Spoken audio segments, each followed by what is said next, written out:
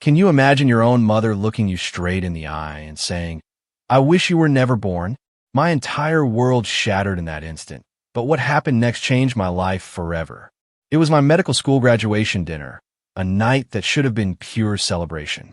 My champagne glass was trembling in my hand when my mother's voice, "Barbara," cut through the joyous atmosphere like a rusty blade. "Honestly, Mia," she sneered, "we wish you were never born." The entire restaurant went absolutely silent.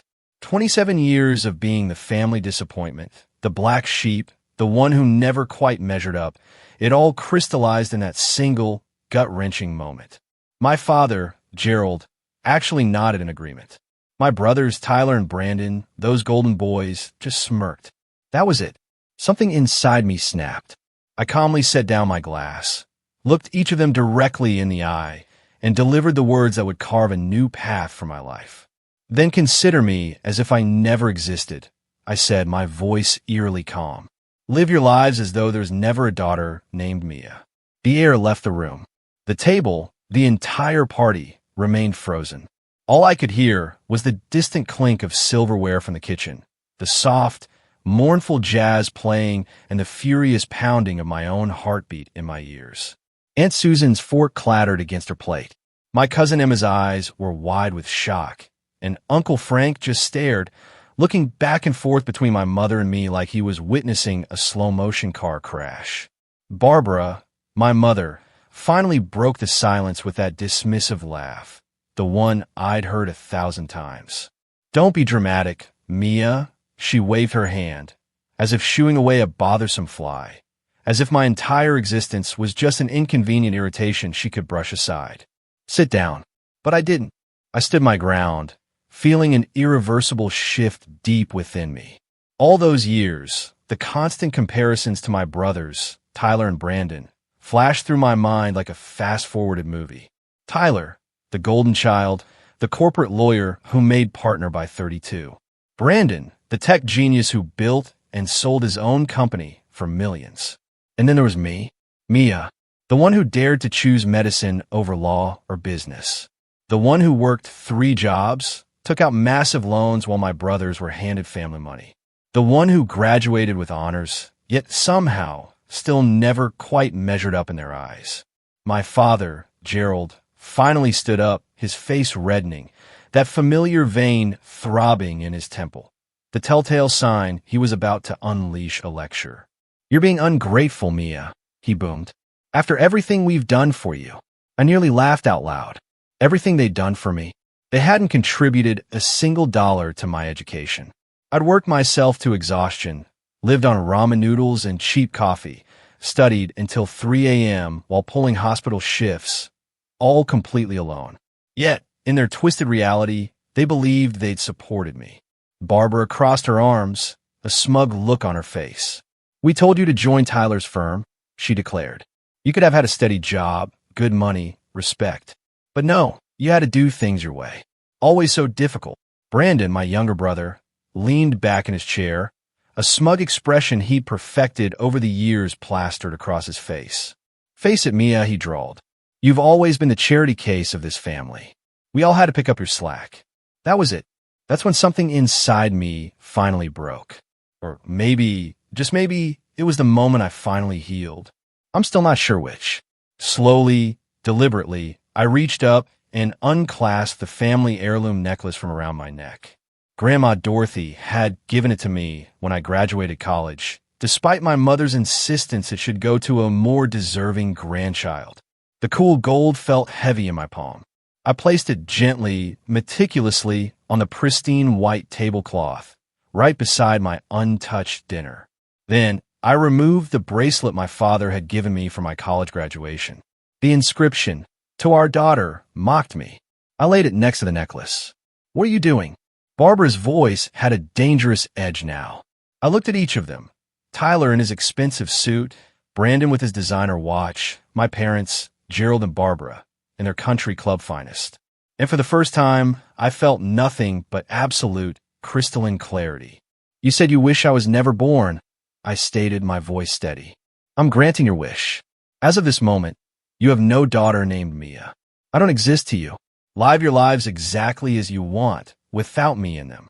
My friend Amanda, God bless her, grabbed my arm. Mia, wait. I squeezed her hand, a silent promise. I'm okay, I whispered. I promise. And a strange, astonishing thing? I truly meant it. I walked out of that restaurant without looking back. I didn't run. I didn't cry. I just walked. One foot in front of the other, past tables of stunned diners, past the gaping hostess, and out into the cool, liberating evening air. My car was parked 3 blocks away. I made it all the way there before my hands started shaking so violently I could barely get the key into the ignition. I drove straight to my tiny studio apartment, a place I'd just signed a lease on 3 weeks prior. My residency at Memorial Hospital was set to begin in 3 weeks. Everything had been planned. Everything was finally coming together. Or so I thought. Back in my tiny studio, I sank onto my secondhand couch and pulled out my phone. One by one, I blocked my mother's number, then my father's, then Tyler's, then Brandon's. I purged them from my social media, scrubbing them from every corner of my digital life. Then I opened my email and drafted a single, concise message to all 4. You said you wish I was never born. Your wish is granted. I no longer exist to you. Do not contact me. Do not reach out. We are done. I hit send, and in that moment, a monumental weight lifted from my shoulders. I actually smiled. For the first time in my entire 27 years, I felt utterly, completely free. That feeling lasted exactly 4 glorious hours. Then my phone started buzzing. Not from them, they were blocked, but from everyone else. Aunt Susan called twice. Cousin Emma sent 7 frantic text messages. Uncle Frank left a long, concerned voicemail. Extended family members I hadn't heard from in years suddenly had my number. The messages were all variations of the same suffocating theme. What happened? Your mother is so upset. Can we talk? Family shouldn't fight like this. But then, Grandma Dorothy called. She was 81, but sharper and feistier than most people half her age. Mia, sweetheart, she said, her voice warm. I heard what happened. Good for you. I almost dropped the phone. What? I choked out. I said, good for you, she repeated, her voice firm. I've watched your mother treat you like garbage your whole life. It's about time someone stood up to her. Are you okay? And that's when the tears finally came. Real, ugly, body-shaking sobs. I think so, Grandma. You call me if you need anything, she insisted. Anything at all. I mean it. We talked for an hour. She told me she'd already called Barbara and told her she was ashamed. It made me feel a little better, a little less alone. But the reprieve was short-lived. My friend Amanda texted, Mia, your mom is trying to reach you through me. She sent me a message. Do you want to hear it? My heart sank. What does it say? I typed back. Amanda's response appeared. She says if you don't apologize and come back, there will be consequences. I stared at that text for a long, cold moment. An apology? Not remorse, not regret, just a demand. A threat. Consequences. My fingers flew across the keyboard. Tell her I said no. And Amanda, please don't pass along any more messages from her. Amanda replied instantly, I won't. I'm here if you need me. Love you. I turned off my phone. That night, for the first time in months, I slept through the entire night without nightmares about disappointing my family. It was a fragile peace, but it was mine. By the way, if you're still with me on this wild ride, make sure to hit that subscribe button. You won't believe what else these people try to pull. Just 3 days later, that fragile peace shattered. I woke up to an ominous email notification on my laptop.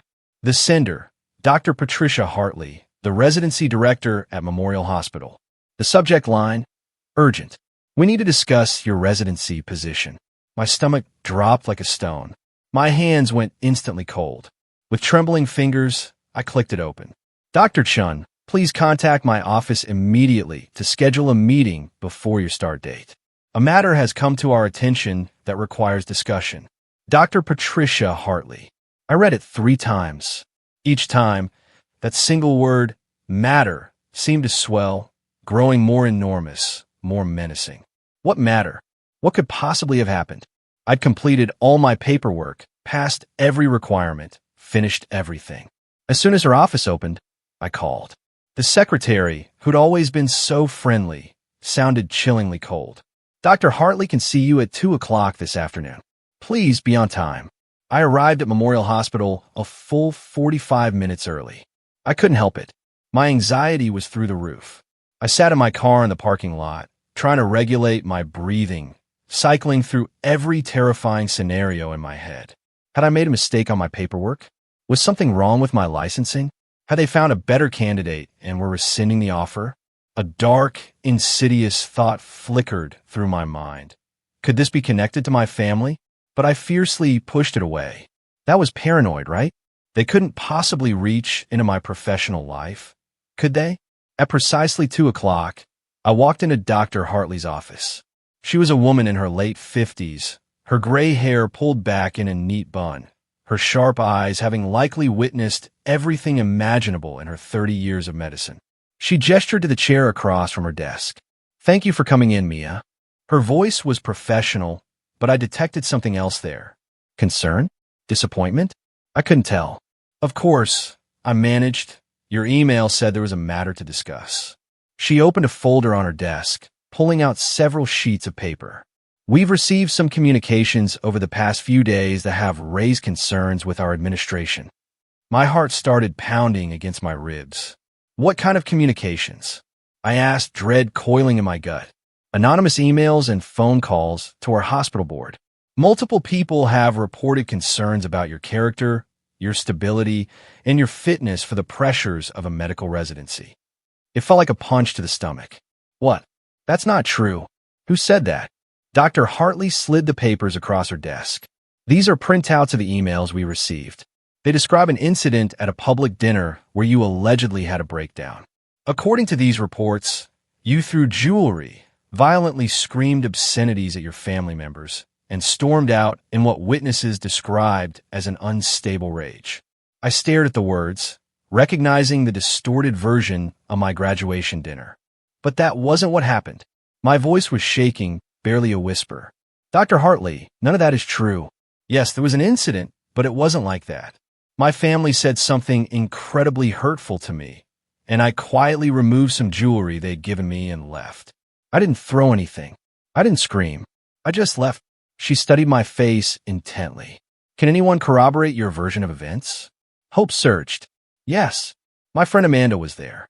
Several of my classmates from medical school were there. At least a dozen witnesses who saw exactly what happened." I was talking fast now, words tumbling over each other. "Dr. Hartley, I think my family might be behind these complaints. We had a terrible falling out that night, and I cut off contact with them. I think they're trying to punish me." She was quiet for a long moment, her expression unreadable. "Mia, I want to believe you. Your record up until now has been exemplary. Your professors speak highly of you. Your clinical rotations were outstanding. But I could hear the dreaded but coming. But the hospital administration is concerned. They're worried about drama, about family instability affecting your performance. Several board members are pushing to rescind your position." I couldn't breathe. My entire career, everything I'd worked for, was crumbling right in front of me. "Please," I pleaded, tears stinging my eyes. "Please don't do this. I can prove what really happened. I can have my friends send statements. I can show you these complaints are false." Dr. Hartley nodded slowly. "I've argued for you, Mia. I fought to keep your position. Here's what I was able to negotiate. You can start your residency as planned, but you'll be on probationary status for the first 6 months." Probationary status. What does that mean? I asked, my voice flat. "It means you'll be watched more closely than other residents. Any complaints, any issues, any incidents at all, and your position will be immediately terminated. No second chances. You'll need to be perfect." It was humiliating. It was utterly unfair, but it was better than losing everything. "I understand," I said, a bitter taste in my mouth. "Thank you for fighting for me." She leaned forward.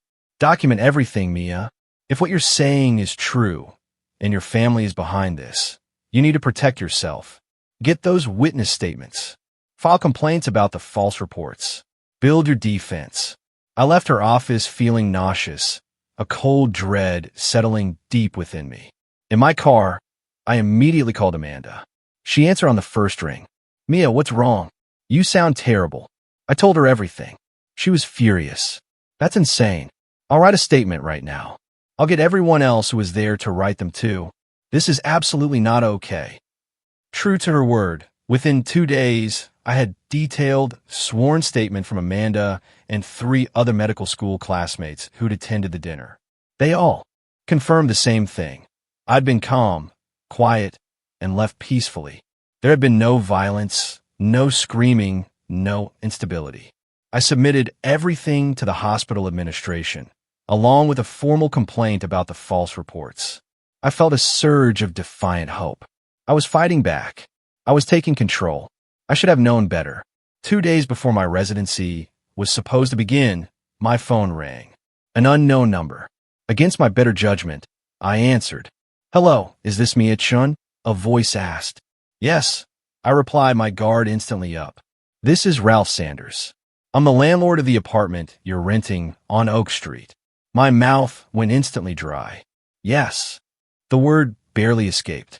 "I'm calling to inform you that your lease is being terminated, effective immediately. I've already rented the unit to someone else. You have 72 hours to vacate." My blood ran cold. "What? You can't do that. I have a signed lease. I paid first and last month's rent, plus the security deposit." He continued, unperturbed. "You provided false information on your application. I received a call from your previous landlord, stating you were evicted for property damage and unpaid rent. That's fraud, and it voids the lease." My head spun. "That's not true. I've never been evicted. I left my last apartment on good terms." "Who called you?" "I'm not at liberty to say," he responded, his voice clipped, but the information was very detailed and came from what seemed like a credible source. "I've already made my decision. 72 hours, Miss Chun. I'll mail your deposit back once I've inspected for damages." He hung up before I could argue further, leaving me staring at my phone in stunned silence. I sat on my couch, the only piece of furniture I truly owned, trying desperately to process what was happening. Someone had called my landlord, fabricating lies.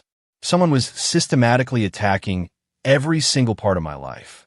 I was about to start one of the most demanding jobs in medicine, and I was going to be homeless. I immediately called Amanda, who, without hesitation, offered me her couch. "You can stay as long as you need," she insisted. "It's not going to be long-term," I told her, my voice strained. "I just need to find another place, but thank you."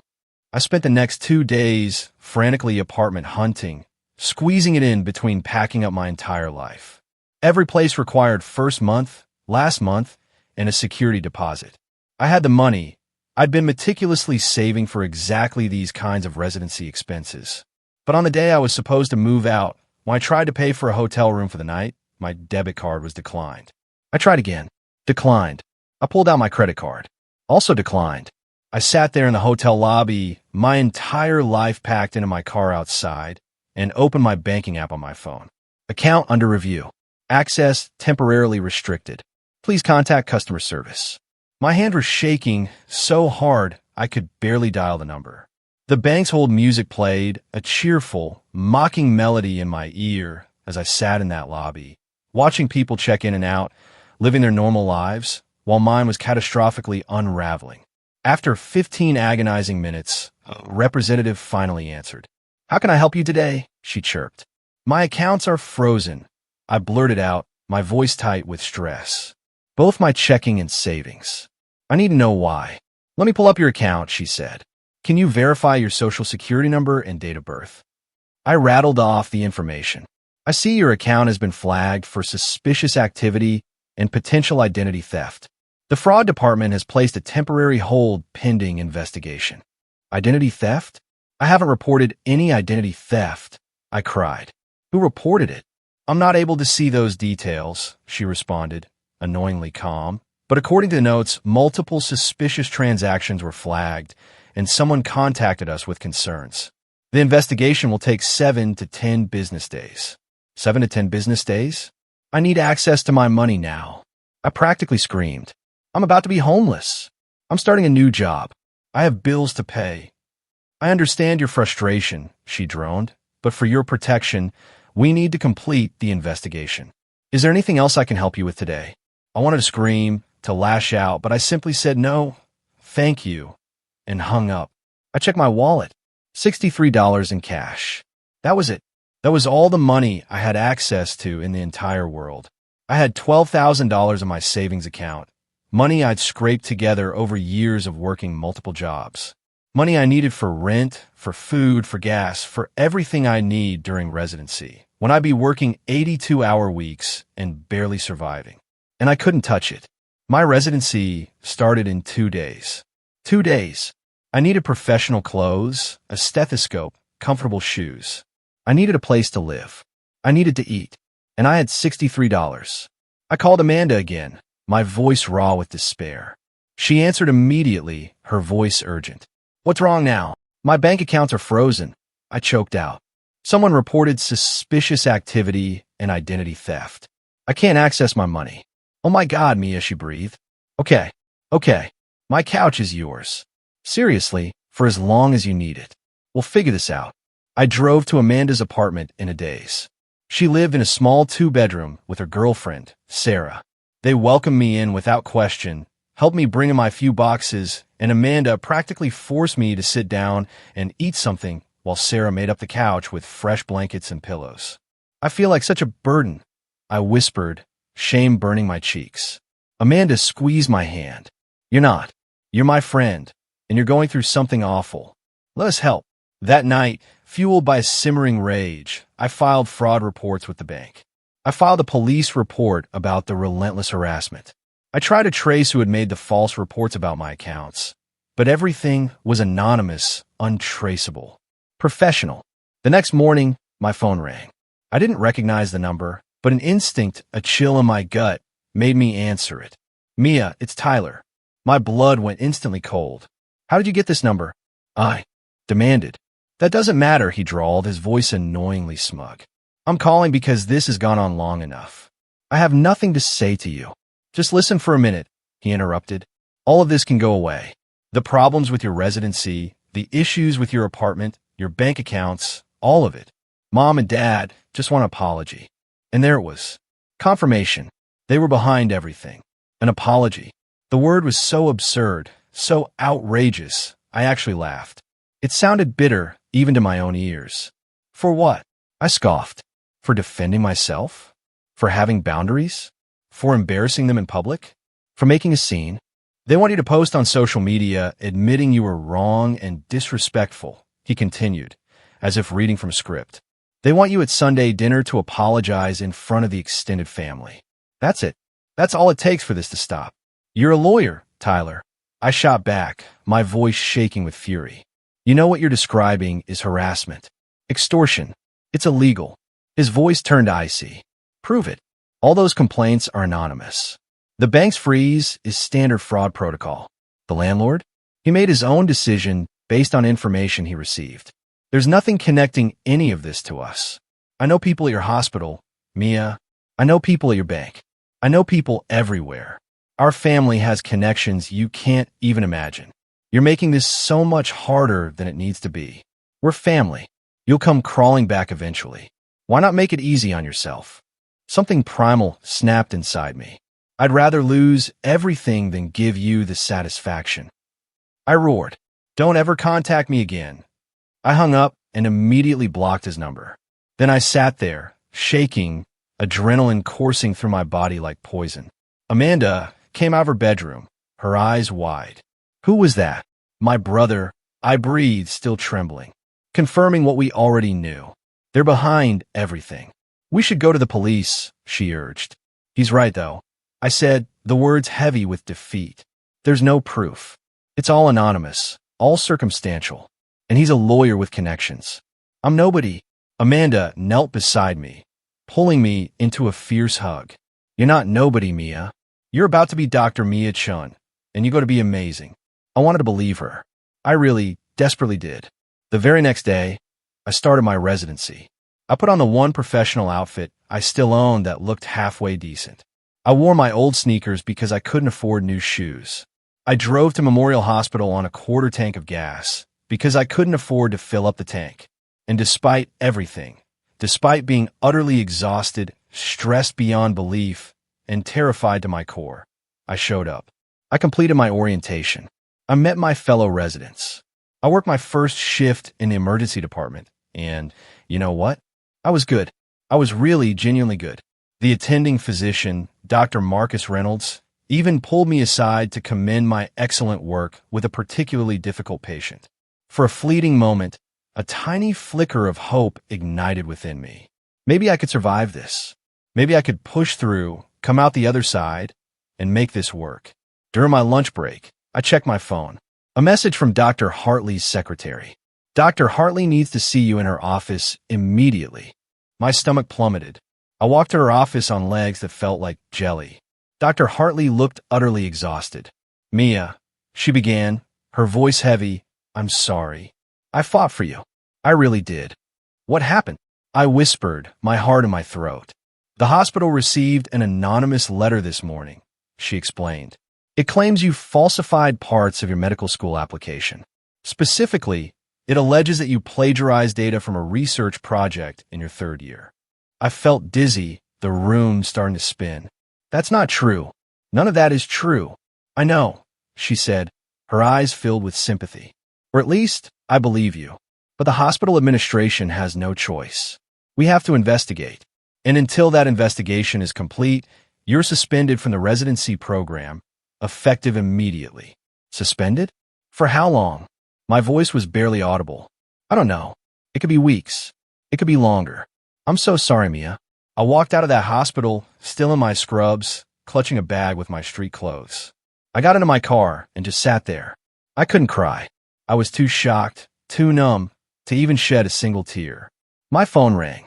It was the medical school dean's office. They needed to speak with me immediately about serious allegations. And that's when the horrifying realization hit me. The true, terrifying scope of what my family was doing. They weren't just punishing me. They were erasing me. They were systematically destroying my entire professional life, piece by agonizing piece, until there would be nothing left. The drive back to my medical school took 3 hours. 3 endless hours of highway stretching out in front of me, while my mind raced through every worst-case scenario. I had built my entire life around becoming a doctor. 8 years of college and medical school, thousands of hours of studying, grueling clinical rotations, countless sleepless nights, $230,000 in student loans. And now, someone was trying to take it all away with a tapestry of lies. I pulled into the familiar parking lot of the medical school. I graduated from here just 3 weeks ago, walked across that stage with honors, filled with pride. And now I was walking back in as someone under investigation for academic fraud. Dean Margaret Sullivan's office was on the 3rd floor. Her secretary, usually so warm and chatty, barely made eye contact with me. She's expecting you. Go right in. Dean Sullivan was a tall woman in her 60s, with elegant silver hair and a formidable reputation for being tough but fair. She had always liked me, had even written one of my recommendation letters for residency. But today, her face was grave as she gestured for me to sit. Mia, thank you for coming on such short notice. I'm sure you can imagine why I needed to see you. The plagiarism allegations, I said, my voice hoarse. Dean Sullivan, I swear to you there's no truth to them. I would never falsify data or plagiarize anyone's work. Never. She opened a file on her desk, revealing several documents. Someone has sent us very detailed allegations. They provided what appeared to be email exchanges between you and a classmate discussing sharing research data inappropriately. The emails are dated from your 3rd year, regarding the cardiology research project you worked on with Dr. Torres. Can I see them? She turned the papers around. I scanned the printed emails. They looked disturbingly real. My email address, my classmate Jennifer's, timestamps, everything. But I'd never sent these emails. I'd never even had conversations like this with Jennifer. These are forgeries. I gasped, the words tumbling out. Someone created fake emails. Dean Sullivan, my brother Brandon, runs a tech company. He has the skills to create something like this. Please, you have to believe me. I do believe you, Mia, she said, her expression softening. Or rather, I want to believe you. But you understand, I have to follow protocol. The school must investigate any allegations of academic dishonesty, no matter the source. My hands were shaking uncontrollably. What does that mean for me? It means your status as an alumna is under review, she explained gently. If these allegations are proven true, your degree could be revoked. Until the investigation is complete, you're in a state of limbo. The hospital has already been notified, which I assume you know. I was suspended this morning. I confirmed, the words tasting like ash. I'm sorry. I truly am. But Mia, you need to understand the seriousness of this. Even if we prove these allegations are false, the damage to your reputation has already been done. Your professional references are being contacted. Your colleagues are being interviewed. People are talking. I felt sick to my stomach. How long will the investigation take? At least 3 weeks, possibly longer. We need to review all of your original research materials. Interview your research partners and supervisors. Examine the authenticity of these emails. It's a thorough process. 3 weeks. I'm supposed to be in residency right now, I said, a desperate edge to my voice. Every day I'm not there, I'm falling behind. And even if I'm cleared, who's going to want to hire a resident who's been under investigation for plagiarism? Dean Sullivan's expression softened further. I know this is devastating. For what it's worth, Dr. Torres has already volunteered to help with the investigation. He's supervised your research, and he's confident he can prove your work was original. That was something at least. Dr. Richard Torres had been my research mentor for 2 years. He knew my work better than anyone. Thank you, I said, a glimmer of gratitude piercing the despair. I appreciate you telling me that. I left the medical school feeling utterly hollow, a ghost in the halls I once called home. My phone was buzzing constantly. I looked at the notifications, messages from former classmates asking if the rumors were true, emails from medical colleagues I'd worked with expressing concern, even a voicemail from a hospital where I'd interviewed for residency last year, rescinding their standing offer. The rumor mill was working fast, poisoning my reputation in real time. In the medical community, reputations were everything. Mine was being shredded. I drove back to Amanda's apartment. It was early afternoon. She was at her own residency, Sarah at work. I had the place to myself. I sat on their couch with my laptop and did something I probably shouldn't have done. I Googled myself. The first result was my professional LinkedIn profile. The second, my medical school graduation announcement. The third, a forum post on a medical student message board. The thread was titled, "Anyone know what happened with Mia Chun?" Against my better judgment, I clicked it. The comments made my stomach churn. I heard she plagiarized her research thesis. My friends at Memorial said she got suspended from residency on her first day. Didn't she have some kind of breakdown at her graduation dinner?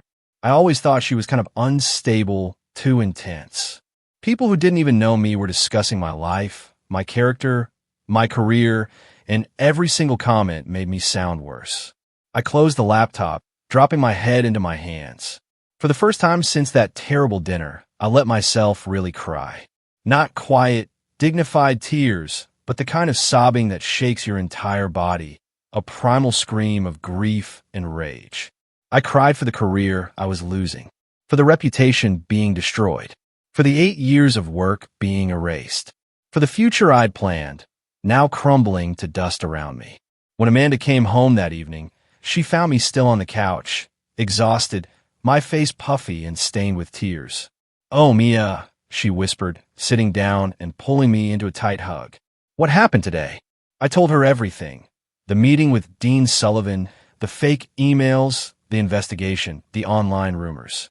By the time I finished, she was absolutely furious. "This is insane. We need to fight back. We need to expose what they're doing." "Ow," I asked, my voice raw. "There's no proof they're behind it. And even if there were, who would believe me? I'm just a suspended resident with a family that says I'm unstable. They have money, connections, lawyers. I have nothing. You have the truth," she countered fiercely. "And you have people who love you." My phone rang. It was Grandma Dorothy. I answered, and her voice, usually so bright, was warm and laced with concern. "Mia, sweetheart, I heard about what's happening. Frank called me. He's been keeping tabs on your mother. I want you to know I'm on your side." "Thanks, Grandma," I sniffled. "I'm also going to hire you a lawyer. A good one. Someone who can fight this harassment." "I can't ask you to do that." I protested, my voice thick. It's too much money. You're not asking, she said, cutting me off firmly. I'm offering, and I don't want to hear any arguments. Barbara is my daughter, but what she's doing is wrong. Someone needs to stop her. For the first time all day, a tiny, fragile spark of hope ignited within me. Within 2 days, I found myself sitting in the office of Carol Jensen, a sharp-eyed attorney in her 50s who specialized in harassment and defamation cases. Grandma Dorothy had hired her, insisting on paying the retainer. Carol listened intently as I recounted my entire harrowing story, taking meticulous notes. When I finished, she leaned back in her chair. "Mia," she said, her voice firm, "this is a clear pattern of harassment. The problem is proving who's behind it. Everything's been done anonymously or through third parties. But we can start building a case. We'll file for a restraining order based on this clear pattern of behavior. We'll document every single incident, and we'll be ready if they slip up and leave any solid evidence." "What about the plagiarism investigation?" I asked, my voice still shaky. "That's trickier," she admitted. "Your medical school has to follow its own process, but I can help you prepare your defense. Do you have any of your original research materials?" "All of it," I confirmed. "I keep backups of everything." "Good," she nodded. "We'll need to prove those emails are forgeries. That means getting a tech expert to examine them. I know someone who can help." For the first time in weeks, I felt a flicker of genuine hope. I had someone in my corner who knew how to fight back. But then, true to form, just when I thought things might be looking up, they got worse. Carol's investigator uncovered something truly chilling. My bank accounts hadn't just been frozen. Before the freeze happened, someone had initiated electronic transfers out of my accounts. Over $9,000 was simply missing. "How is that possible?" I demanded, my voice rising. "I didn't authorize any transfers. Someone had your account information and security details," Carol explained grimly. "They transferred the money out in small amounts over several days to avoid triggering fraud alerts. Then, they reported the suspicious activity themselves to cover their tracks. Can I get it back?" "Eventually," she sighed. "But you'll need to file fraud claims with the bank, and those take 30 to 60 days to process." 30 to 60 days. I'd be lucky if I even had a career left by then. Despite this new setback, a single piece of good news emerged. Dr. Torres worked incredibly quickly. Within a week, he had compiled all of my original research materials, complete with timestamps, drafts, and his own detailed notes from our supervision meetings. He presented it all to Dean Sullivan with a comprehensive report. The plagiarism allegations were officially dismissed. The fake emails were identified as irrefutable forgeries.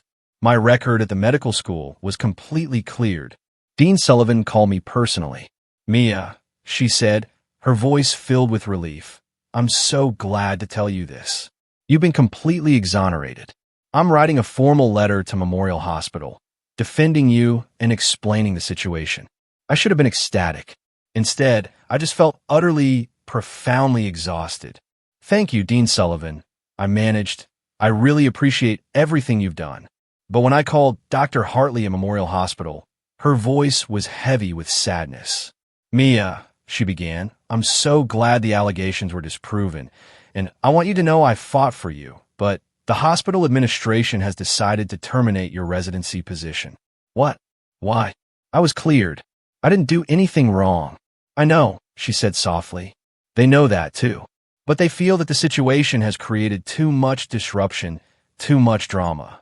They're concerned about the hospital's reputation and the potential for ongoing issues." "I'm so sorry. They've suggested you reapply next year." "Next year?" A whole year of my life lost. A year where I'd have to explain to every program director why my residency was terminated. A black mark that would follow me forever. "I understand," I said, the words feeling like dust in my mouth. "Thank you for trying." I hung up and sat in Amanda's living room, staring blankly at the wall. I'd been cleared of wrongdoing, but I'd still lost everything. My family had won. They destroyed my career without ever leaving a single, traceable fingerprint. That night, desperate for air, I drove past Helen's guest house. As I did, I noticed a car parked down the street. My parents' car. They were watching me, following me. Even after everything they'd done, they weren't stopping. I took a quick photo of their car and immediately sent it to Carol Jensen. "They're stalking me now," I typed. Her response was immediate. "Document everything. We're filing for that restraining order tomorrow." But the very next morning brought yet another crushing crisis.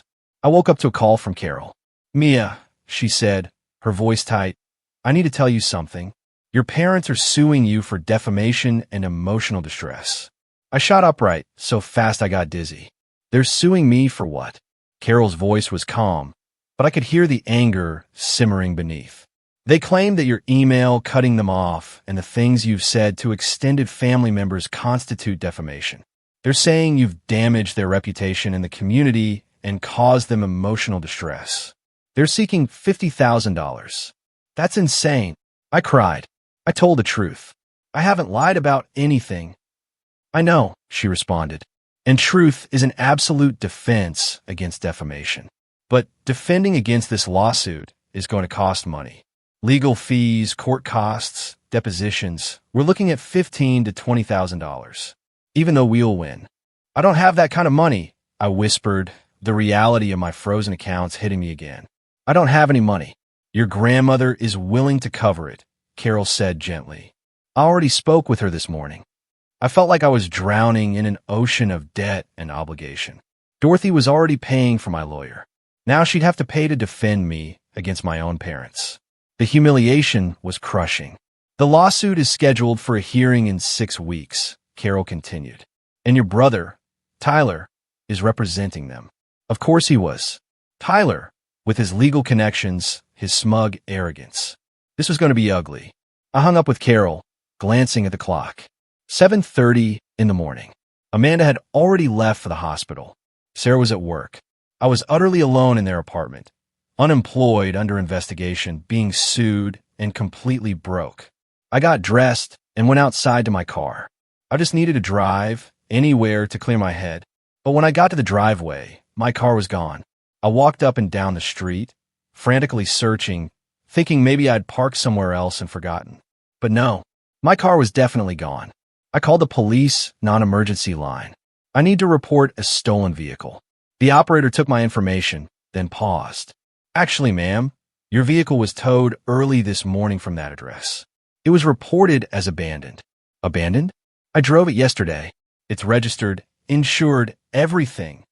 "You'll need to contact the tow company," she said flatly. "They're the ones who made the report." I got the number and called. The tow company demanded $375 to release my car. I had $11 in my wallet. $11. I walked back into Amanda's apartment and just stood there in the living room, surrounded by my few remaining boxes. No car, no money, no job, no career, a terrifying lawsuit hanging over my head.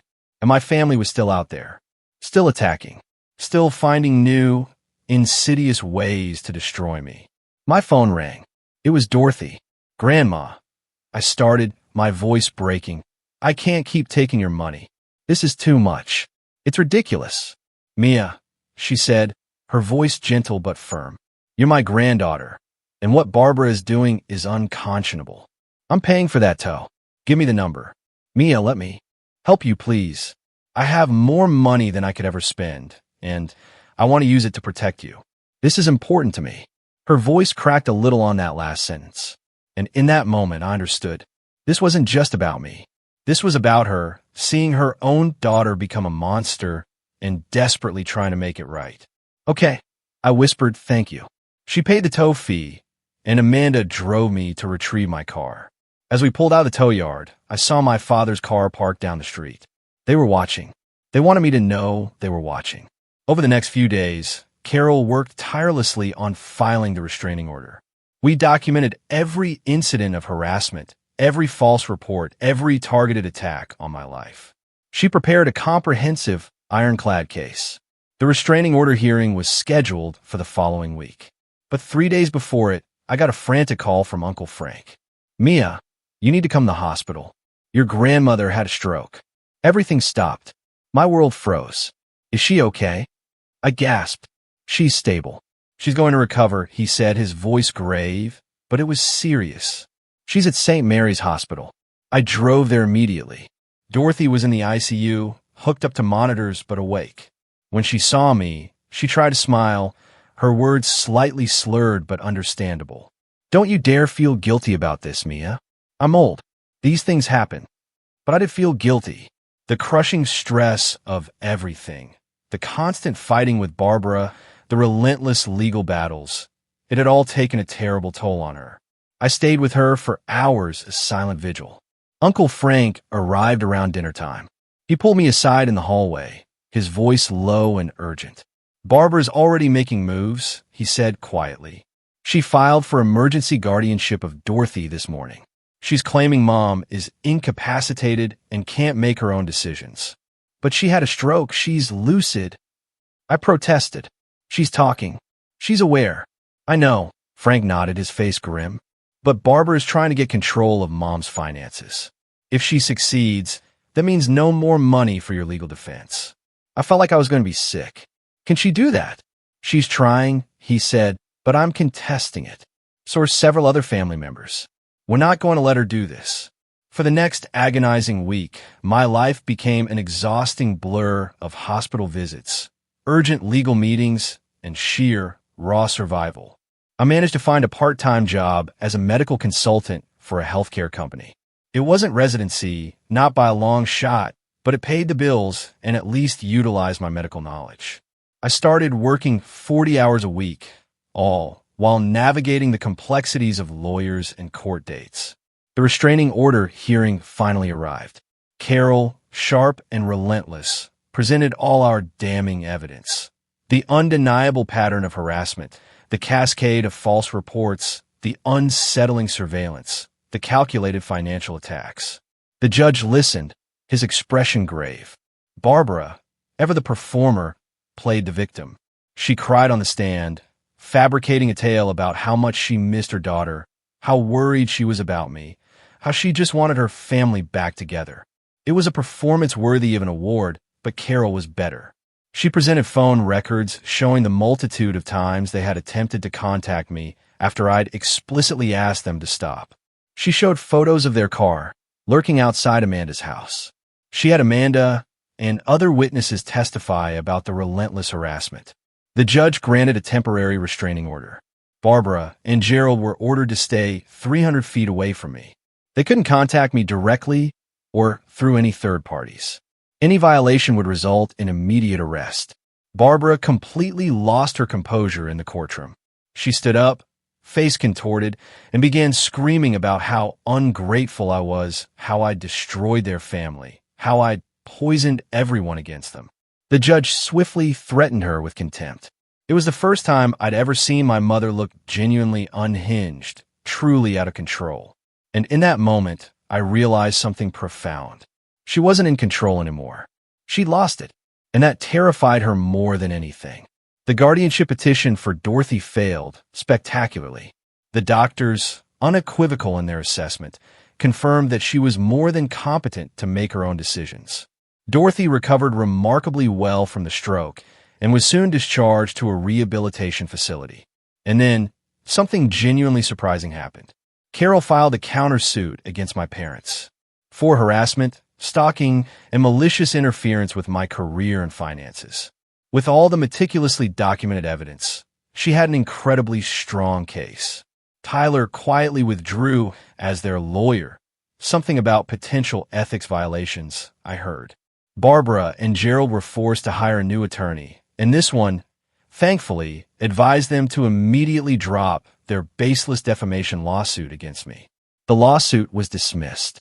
For the first time in months, I could finally breathe. I still didn't have a residency. I still carried massive debt and a thoroughly damaged reputation. But the active attacks had stopped. The restraining order was in place. The lawsuit was gone. My bank finally completed their fraud investigation and, to my immense relief, restored most of my stolen money. Not all of it, but enough that I had a cushion again. I continued working at the healthcare consulting job. I started therapy, a crucial step to process the trauma of everything that had happened.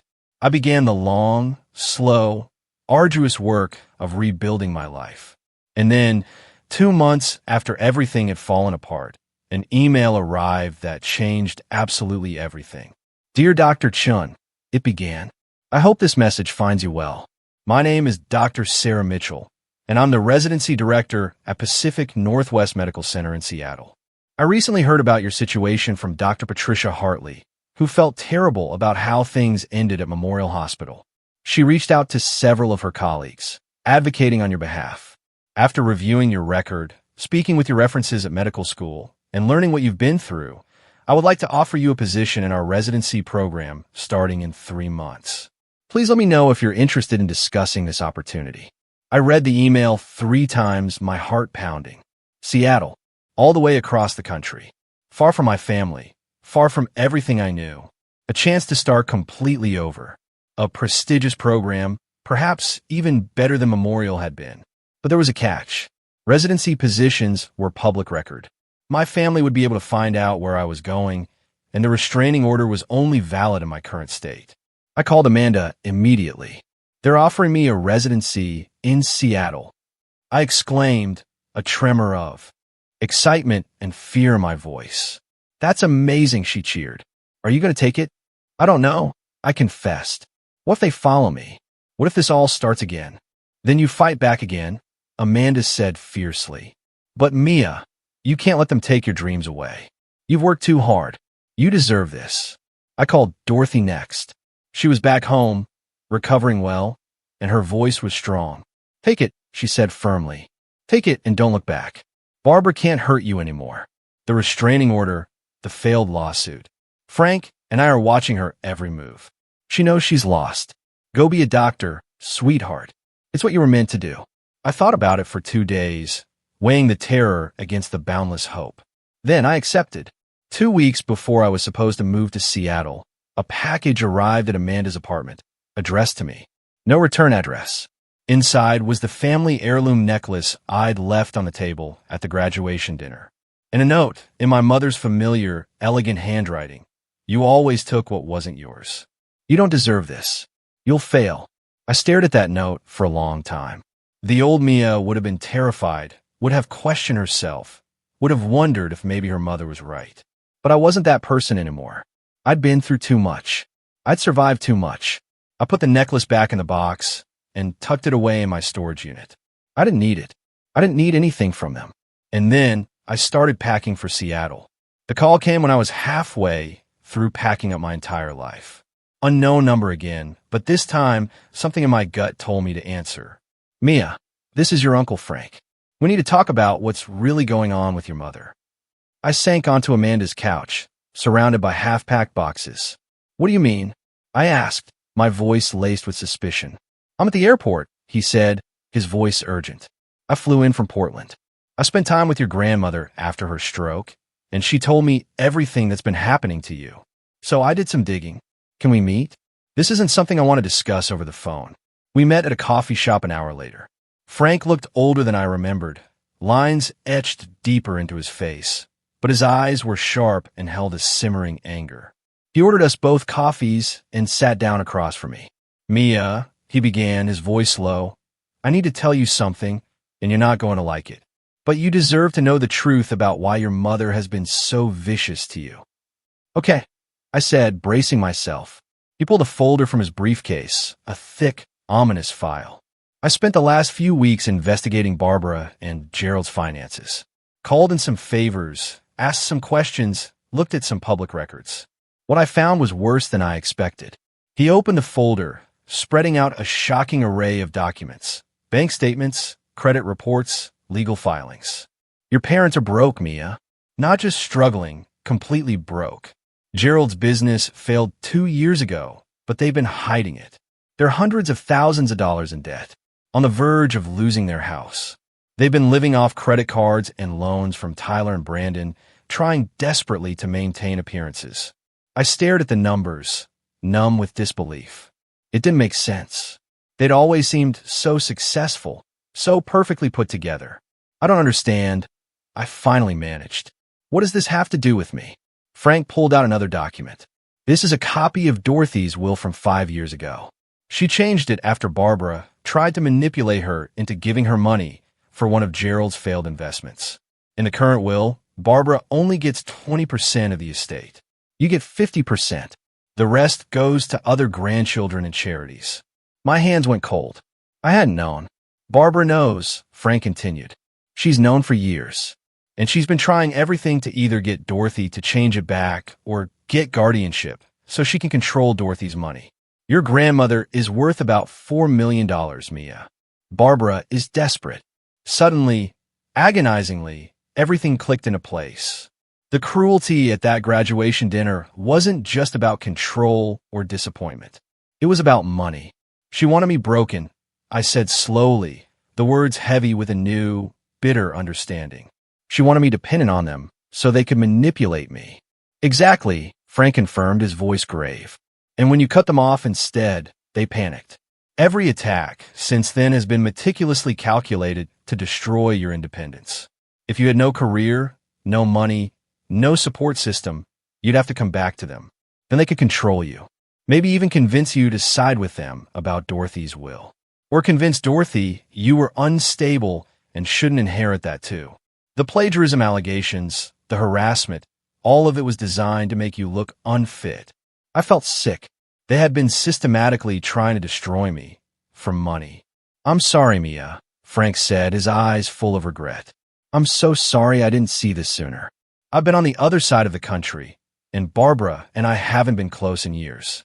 But when Dorothy had her stroke and told me what was happening, I had to look into it. Does Grandma know about their financial situation? I asked. She does now. I showed her everything. She's furious. She's talking about cutting Barbara out entirely. Over the next few days, Frank testified in the guardianship case, presenting all his damning financial research. The judge was not at all impressed with Barbara's desperate attempt to gain control of her mother's assets while hiding her own financial ruin. Frank's information further strengthened our existing restraining order case. Barbara and Gerald were ordered to stay away from me, strictly. No contact, no third-party messages, a 300-foot minimum distance at all times. I watched Barbara in that courtroom, and for the first time, I saw her clearly. Not as my mother, but as a desperate, pathetic woman who had gambled everything on maintaining appearances and lost. She'd sacrificed her relationship with her daughter, her integrity, her reputation, all for money she was never going to get. And I felt nothing. Not anger, not sadness, just a profound, cleansing relief that it was finally over. The defamation lawsuit they'd filed against me collapsed under the weight of all the evidence. Carol's countersuit for harassment and malicious interference was so undeniably strong that their new lawyer advised them to settle immediately. They dropped their case, agreed to pay all my legal fees, and signed documents agreeing to never contact me again, under penalty of additional legal action. Tyler had already quietly withdrawn as their counsel, likely realizing he'd crossed significant ethical lines by using his legal connections to help them harass me. Word got around the legal community, and his reputation took a significant hit. My bank finally restored all the money that had been stolen from my accounts. The fraud investigation confirmed that someone with inside information had accessed my accounts and transferred money out before freezing them.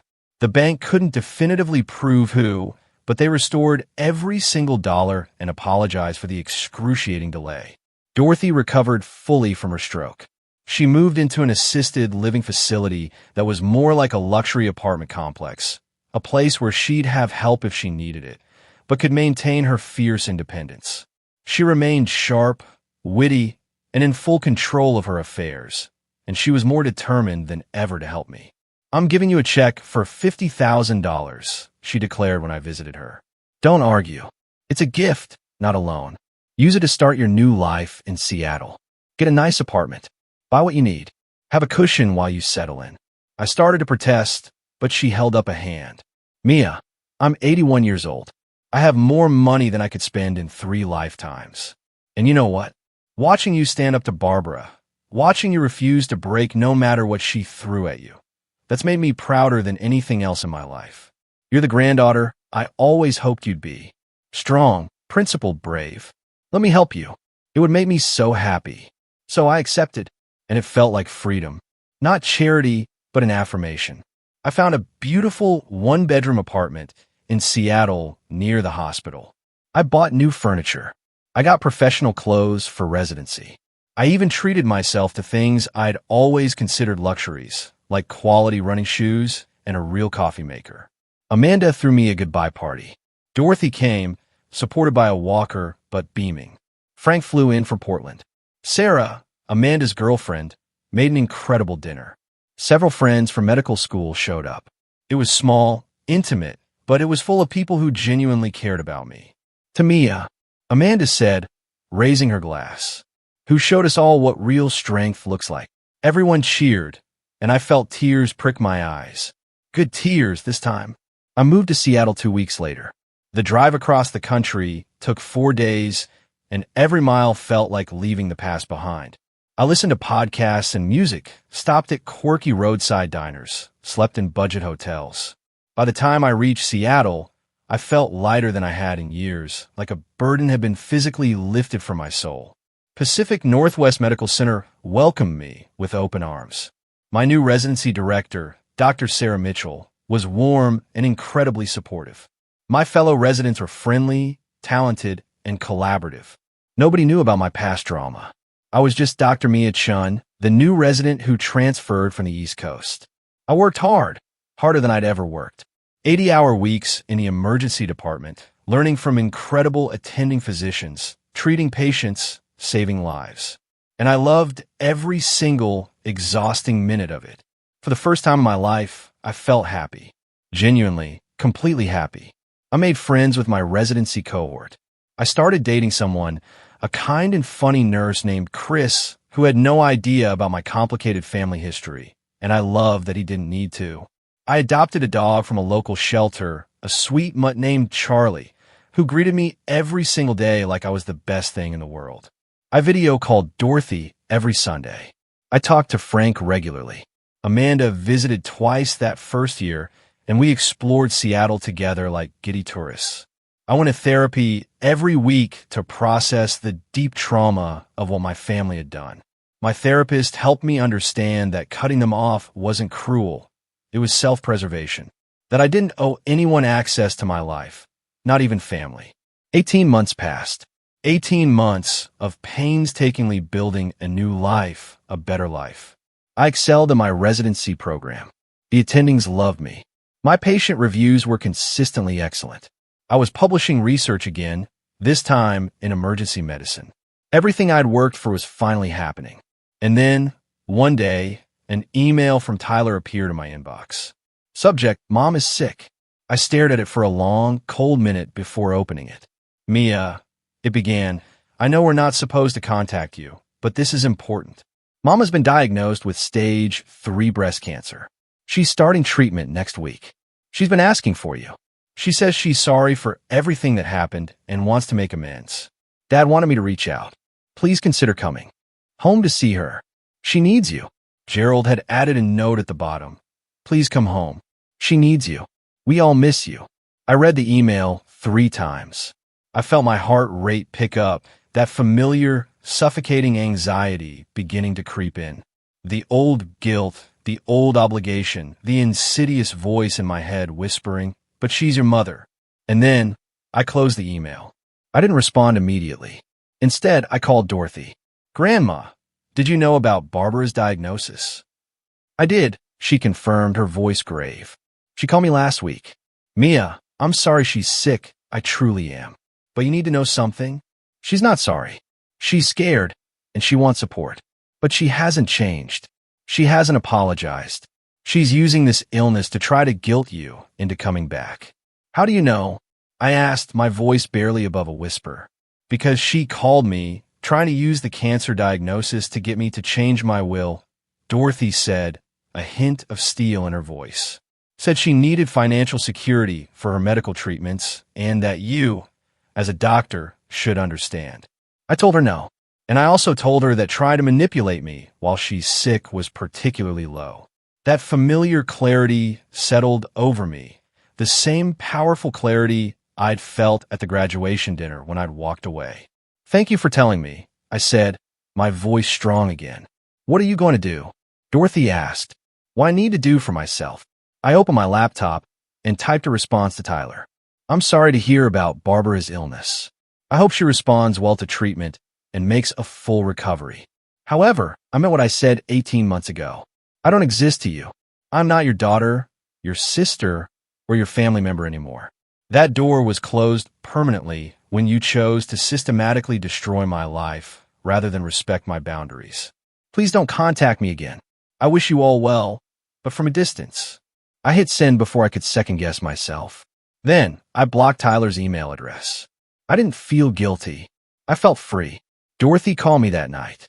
Barbara called me crying, she reported. Said you refused to see her. She's telling everyone you're heartless. I'm okay with that, I said calmly. Let her tell whoever she wants, whatever she wants. I'm 3,000 miles away, living my life, and she can't touch me anymore. Good, Dorothy said, a note of satisfaction in her voice. I'm proud of you, sweetheart. The next few months passed peacefully. I heard through Frank that Barbara's treatment was going well, that she was likely to recover fully. I was glad. I didn't wish her harm, but I also didn't want her in my life. Tyler sent one more email that I didn't open. And then, finally, nothing. They finally got the message. 3 years after that agonizing graduation dinner, I was standing in front of a mirror in a hotel ballroom, adjusting my name tag. It read, Dr. Mia Chun, Emergency Medicine Specialist. I was attending a national medical conference, about to present research I'd conducted on trauma protocols in emergency departments. My life looked absolutely nothing like it had that terrible night. I'd finished my residency with honors at the top of my class. Pacific Northwest Medical Center had offered me a fellowship in emergency medicine, which I'd completed.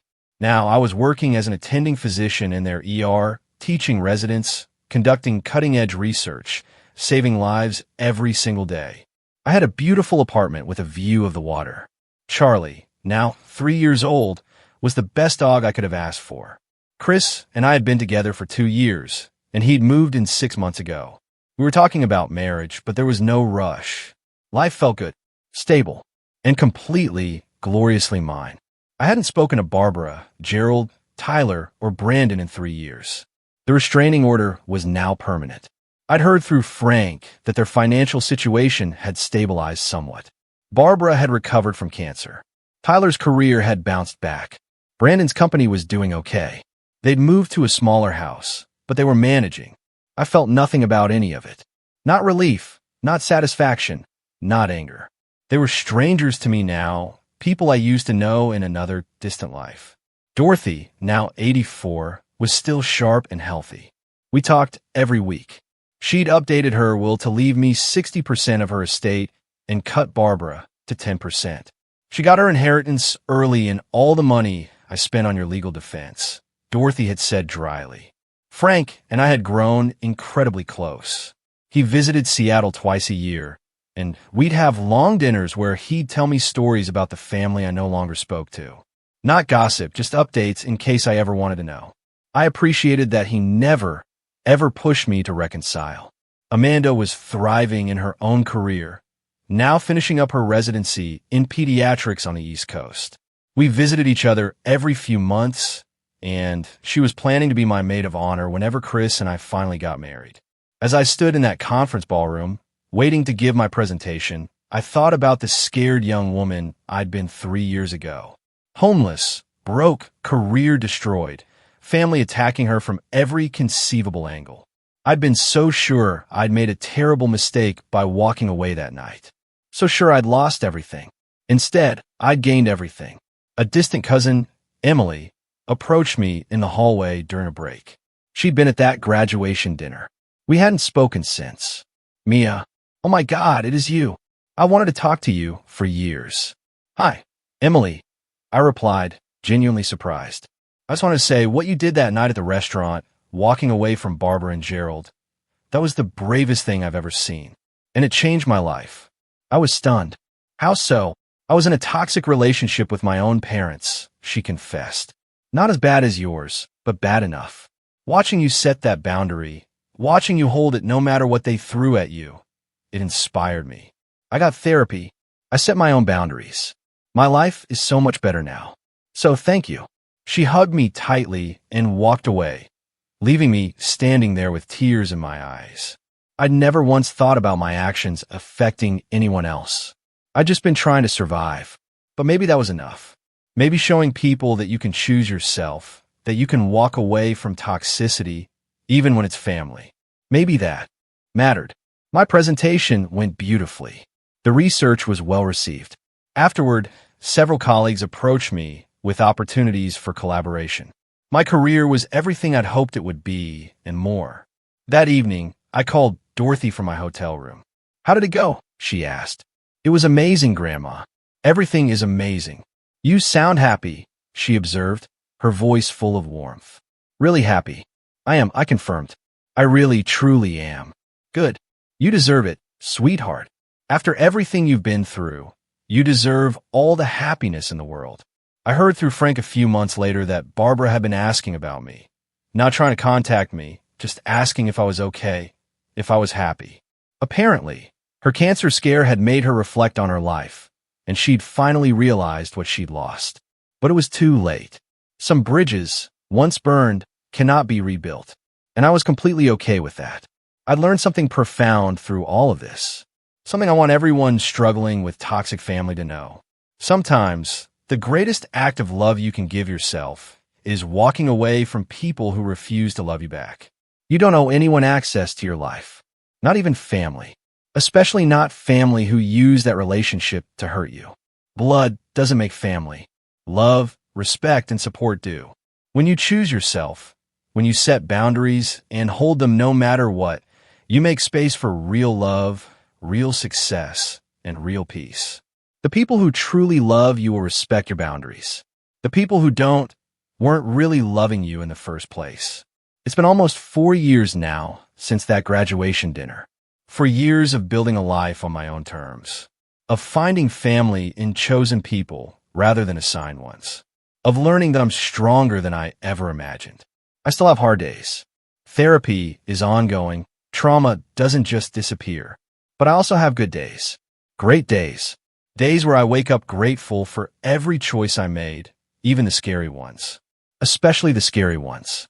Because those scary choices, the choice to walk away, the choice to stand alone, the choice to keep fighting when everything seemed lost, those choices saved my life. And if you're listening to this while dealing with your own toxic family, while wondering if you should set boundaries or walk away, while feeling guilty for wanting to choose yourself, I want you to know something. You deserve peace. You deserve respect. You deserve love that doesn't come with conditions and cruelty. And if the people who are supposed to love you can't give you that, you have every right to walk away. It won't be easy. It might be the hardest thing you ever do. But on the other side of that difficulty is freedom, is peace, is a life that's truly yours. And that life is worth fighting for. Now, I want to hear from you. Have you ever had to set firm boundaries with toxic family members? How did you find the courage to choose yourself, even when it felt impossible? What would you say to someone struggling with a similar situation right now? Please share your thoughts and your own stories in the comments below. Your experience might be exactly what someone else needs to hear today. If this story resonated with you, please take a moment to like this video. It truly helps others who might need to hear this message find it. And if you haven't already, subscribe to the channel for more stories about overcoming adversity, setting boundaries, and fiercely choosing yourself. Don't forget to hit that share button and send this to anyone who might need the reminder that they truly deserve better. Thank you so much for listening to my story. I know it was long, but these things, the real hard things in life, they don't have simple explanations. They're messy and complicated and painful, but they also unequivocally lead to growth, strength, and an unparalleled freedom. I hope wherever you are in your own journey, whatever battles you're fighting, you know that you're not alone, that your struggle is valid, that choosing yourself isn't selfish, it's survival. Take care of yourselves out there. Set those boundaries. Choose your peace. Build your chosen family. And never, ever let anyone make you feel like you're not enough, exactly as you are. Until next time, this is Dr. Mia Chun, reminding you that sometimes the very best thing you can do for your family is to remove yourself from it.